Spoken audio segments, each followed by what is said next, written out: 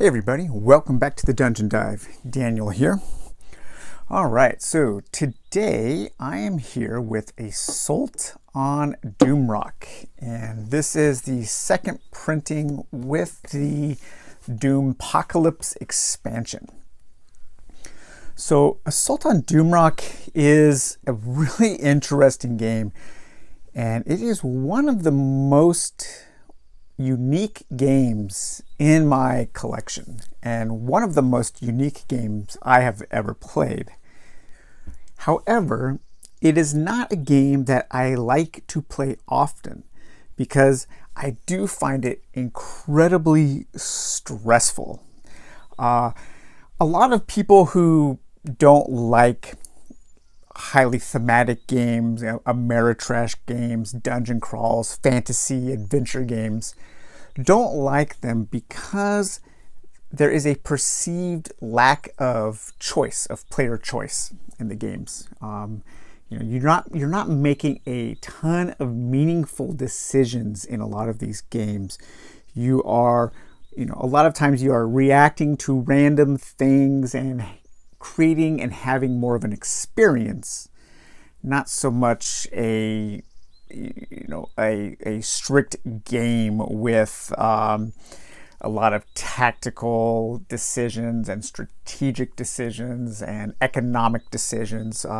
And I wouldn't argue with that for the most part. I would say that is true, and that is actually why I like these kinds of games, is they are more about the experience rather than the crunchiness of the decisions. Assault on Doomrock is the exact opposite of that. This game is 100% all about the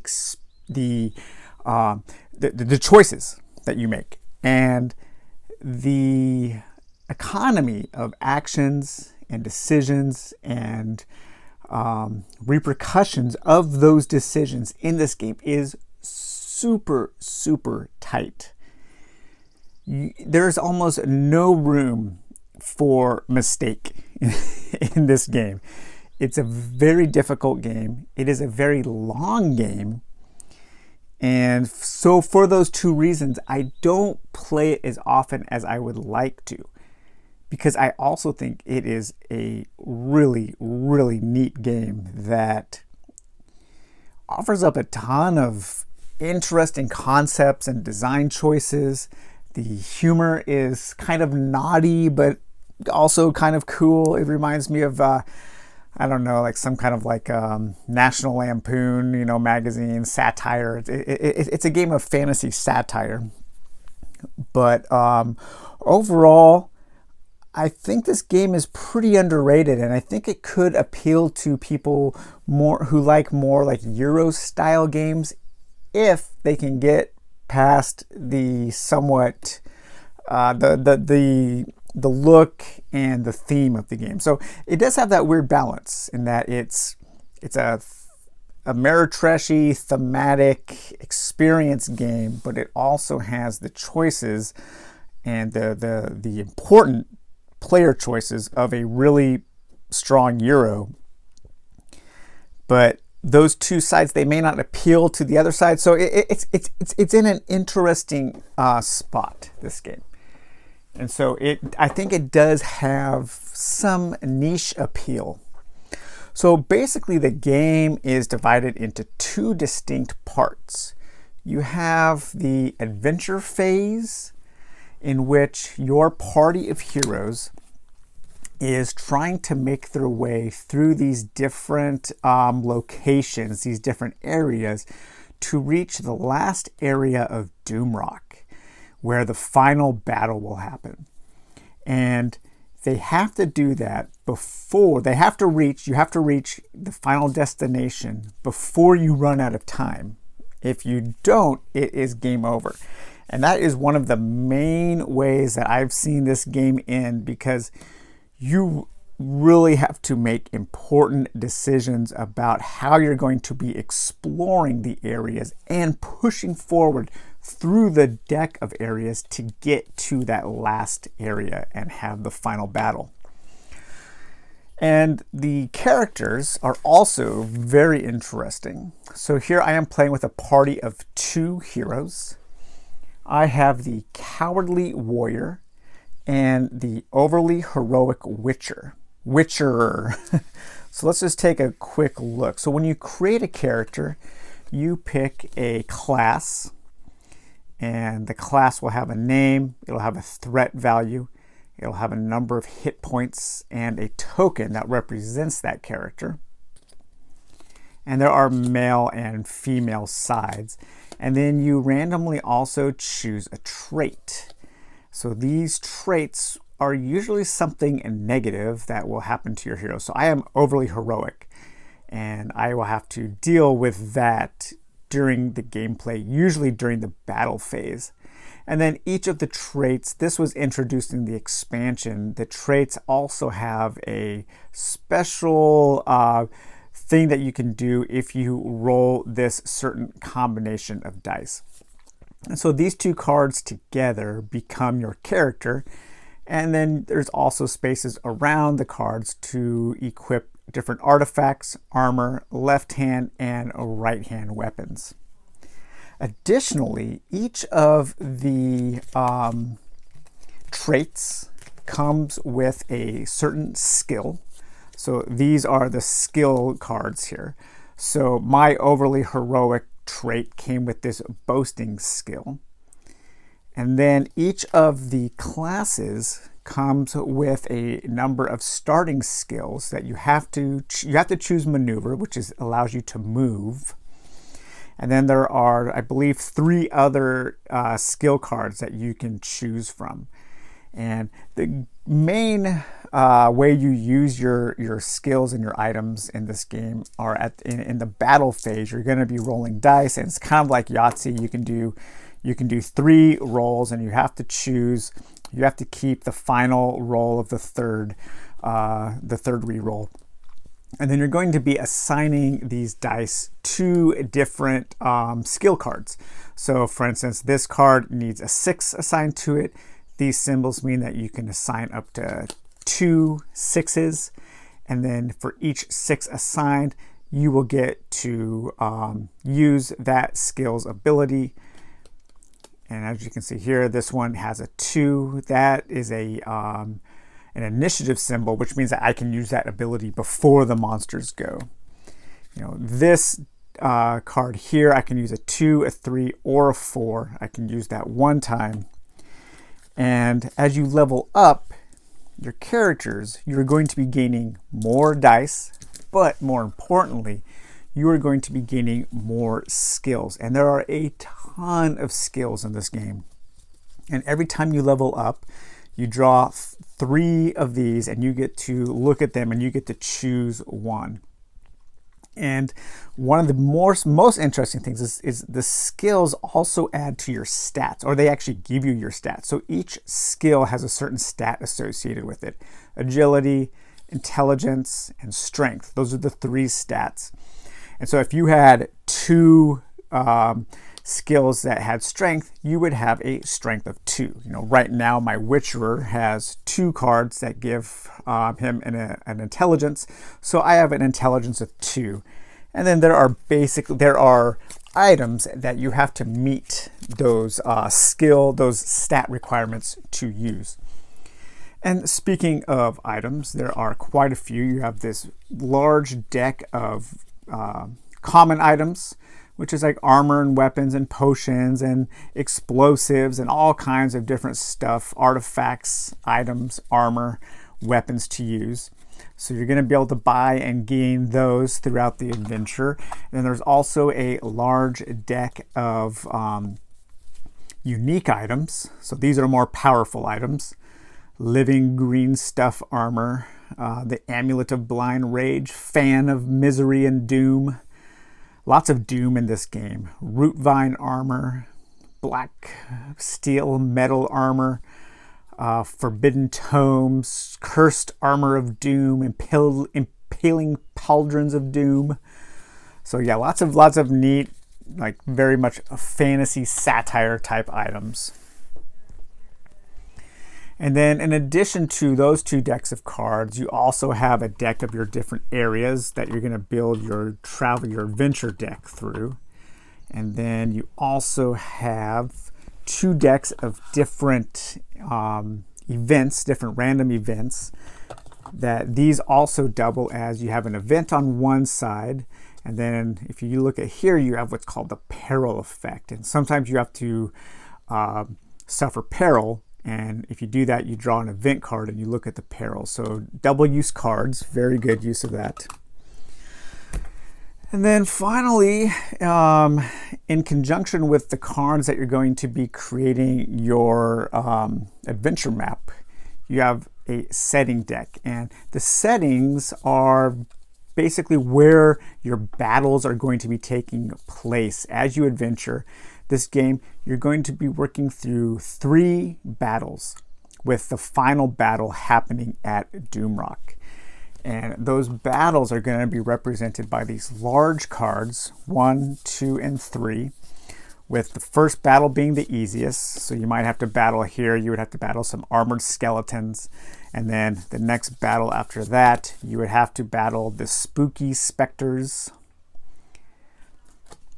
And then finally, your boss battle for that game would be against the Evilmancer Hycorax. And each one of these cards that details the enemy is going to tell you how to set it up. It's going to tell you the special powers the enemy has. It's going to show you how to set up the battlefield, which I think this is one of the most unique elements of this game. And one of the things I like the most is how the combat works. It has probably one of my favorite combat systems in any game. It's very abstract. Everything about this game is super abstract, even though it's highly thematic. It cuts out a lot of the in-between elements of of these kinds of games, and mainly just focuses on each important decision. But you would think for a game to do that it would be a short game, but it's actually not, which is interesting. And the reason why this is often a very long game is really because of analysis paralysis, because you do have to think very carefully about every decision you make. Kind of like ghost stories. You know, with ghost stories, if you mess up one turn, you're probably not going to win the game. But each one of these settings will represent where one of these battles is going to happen. And at the end of each battle, you draw a different setting. So right now, my setting is the Desperate Townsfolk. They cheer whenever you walk past. They chant your names whenever they see you. They offer you daughters, livestock, virginities. They throw various things at you: flowers, bras, insults, but mostly silver. So in this setting right now, this is where I'm at. I will gain 1 silver each time the party arrives at a new town area, other than the one they start traveling from. So you always start your adventure with 1 town set up. Every time I go to a new town, I'll get new silver. While I am in this setting, this is the loot table that I'm going to roll on whenever I roll for loot. And when I finish the battle for this setting, this is going to be what I get as an award. And then if you take a look here at the various areas that are set up. So right now I have set up the Mage's Tower, which is a town, the starting town. And each area has a number of different locations. So I have an artifact sale. So this is a shop that contains 2 common artifacts. So I drew 2 common artifacts. So these 2 artifacts are for sale in that area at that location. The Incendiary Bomb and the Sinister Book of Cheating. There is a Scrying Orb that I can use. There is a Warp Space that I can use for 1 silver. And there is a thing that I can sleep outside. I can camp for time. Time is dictated by your settlement card here. And so this has 7 time. At the beginning of the game, I'm going to take 7 time markers. And when these are all spent, the battle starts. And there are different ways you can spend that time. You can spend that time by using one of the locations in an area. You can spend that time by revealing new areas, by venturing forth and discovering new places that you can visit. There are always 3 face-ups, so as you explore new ones, like if I were here and I wanted to venture forth, the furthest card to the left drops away, these move, and then you would reveal another card, which in this case would be a town. So I would move my character party to that town. I would gain a silver because of the setting that we were in. That would cost 1 time from the setting card. And then because I moved into a new area, I would have to also have a random encounter and face some peril. So there's quite a few things going on. And as you can see, you only have 7 major actions to do before the battle. So what you're trying to do really in this adventure phase is you're trying to find loot. You're trying to get silver to level up, because you have to go to a camp to level, and you have to spend 1 silver for each of the skill cards that you currently have, and then you get to draw some new cards and pick one again and then add a dice. So you basically have this much time to prepare for the battle, and right away this is when all the crazy decisions start. Another thing that each of the areas is going to have are these explore tokens, and as long as the card has any number of explore tokens on it, that area is considered unexplored.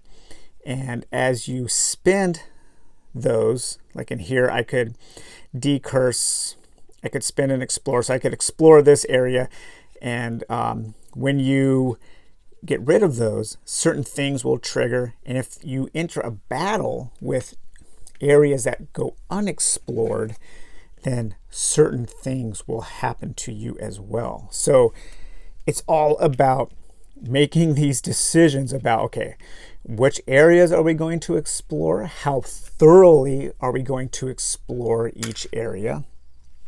Who are we going to level up? Are we going to focus on leveling up? Are we going to focus on getting loot? Are we going to focus on, taking chances and having encounters? Because the encounters often will have good and bad things that happen. So for instance, this encounter here would be a wilderness event. Waygate Nexus links almost everywhere to almost everywhere. You may travel from a current area to any area without a waygate. This travel does not cost time. Keep this card above the area card. So, this would be like the waygate, and I could travel without spending time. Spending time, another way you can spend time is by traveling from one area to the next. And during this time, you're going to be gaining what are called exposed tokens, exposure.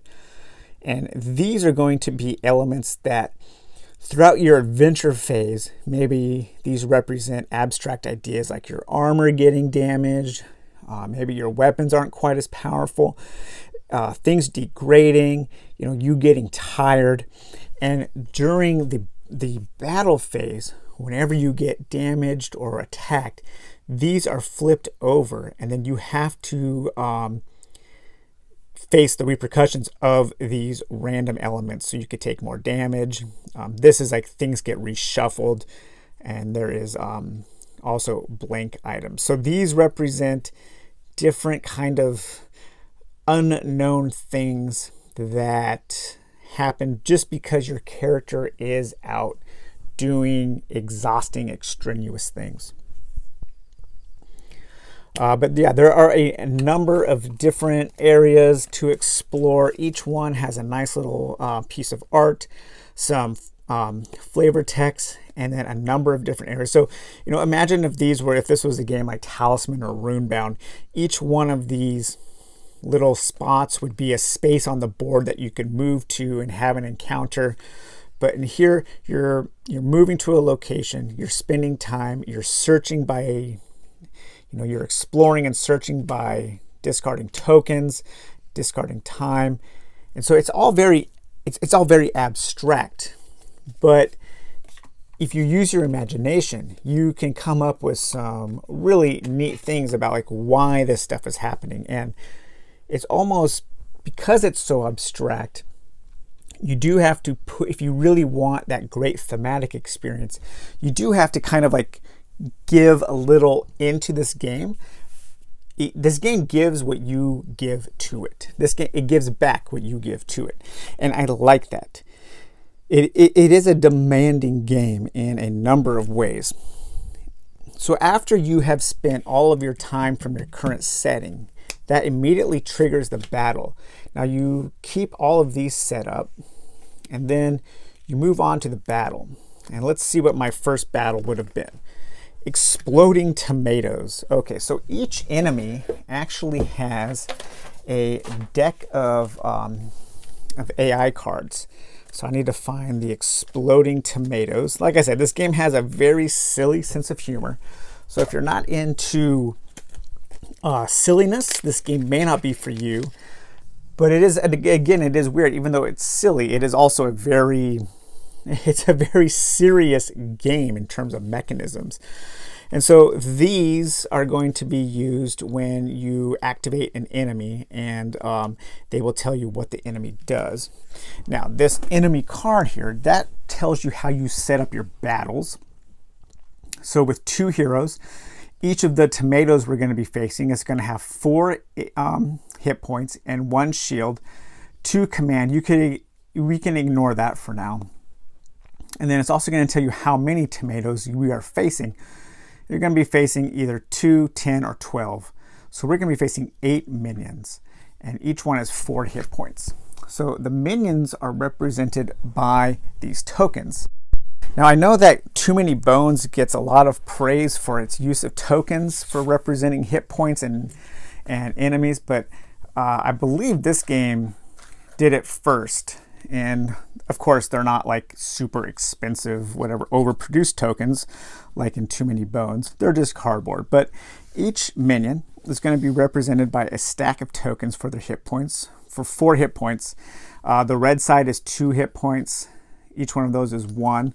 So you're going to have 8 minions. They're going to be set up like this on the map. I'm just going to set up a couple. So we have a group here of 2 exploding tomatoes. We have a group here of 2 exploding tomatoes. Anytime these are adjacent, they're considered to be a group.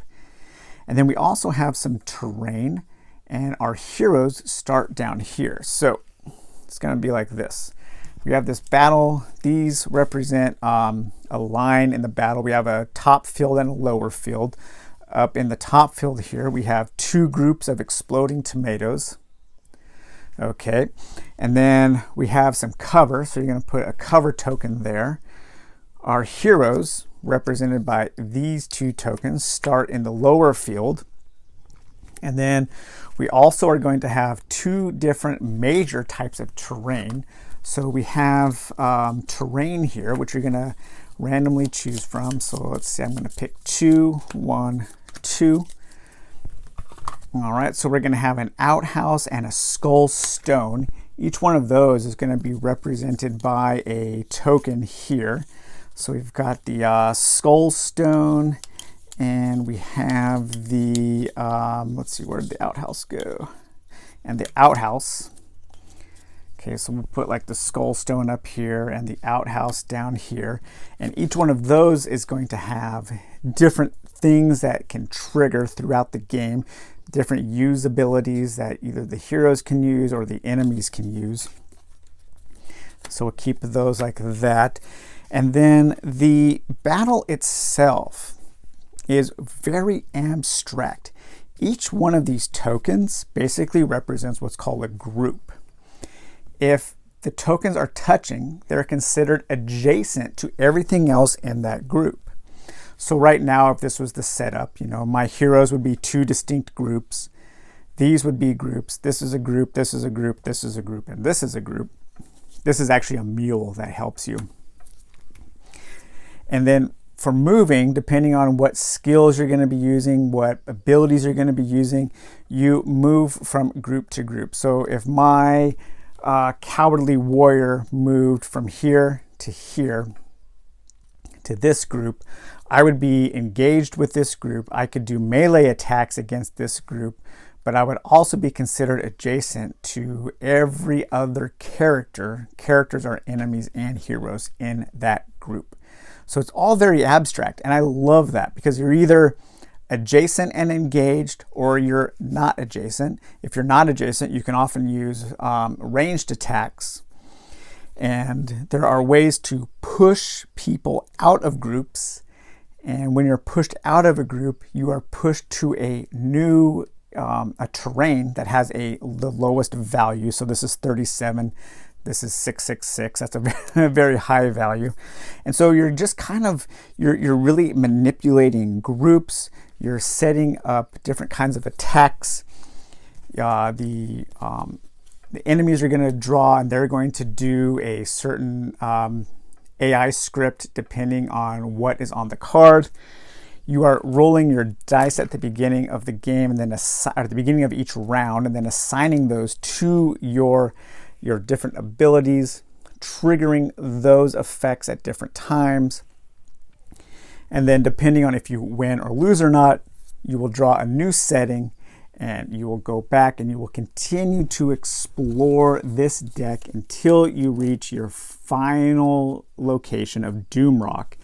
And there are like 3 different styles of Doomrock, at which point you will trigger the final battle. In this instance, it would be against the Heart of Darkness. So that is a very quick overview. Well, nearly a 30-minute overview of the game. There is a lot going on in this game. I do find the game stressful just because of how crucial every single decision is. You can't just play this game kind of casually if you really want to get through it.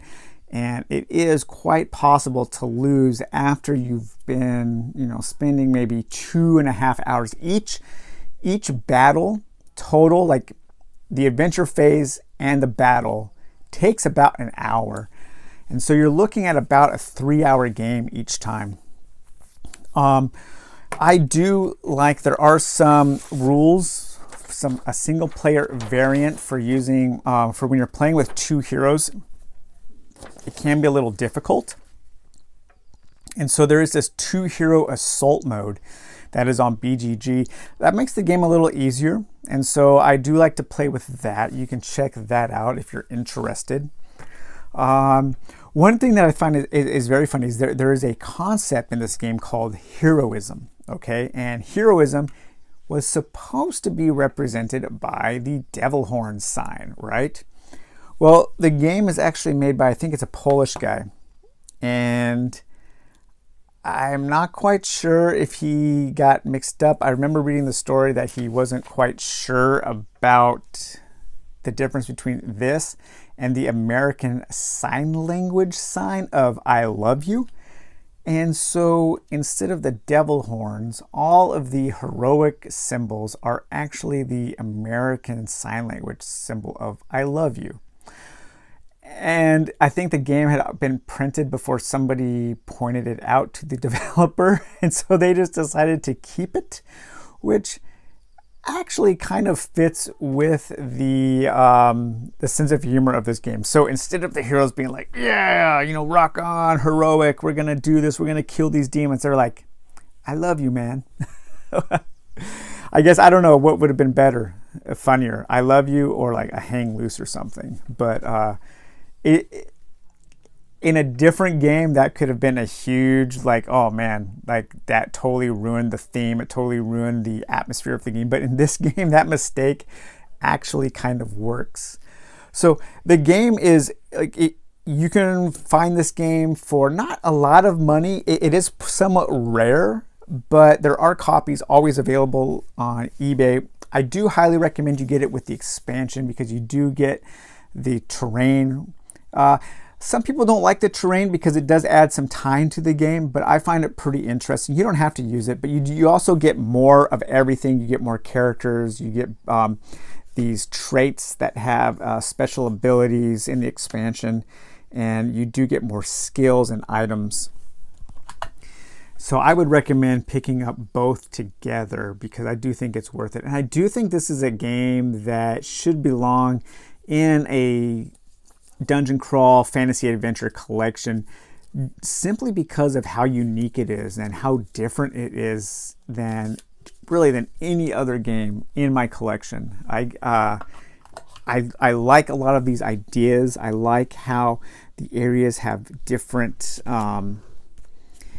they have different locations, and you are spending currency to use those locations, and you're moving around. It's all very abstract, but every abstract mechanism really does work within the thematic presentation and the adventure style of the game. So it's a really good use of theme and abstraction.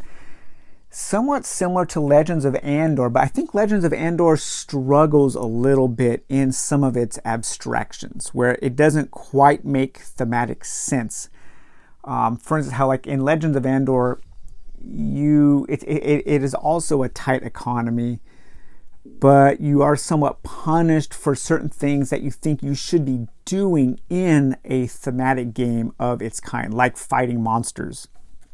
In Legends of Andor, when you fight monsters, you really have to think if this fight is going to be worth it or not, because you can lose a lot of time and it's hard to make up for that time.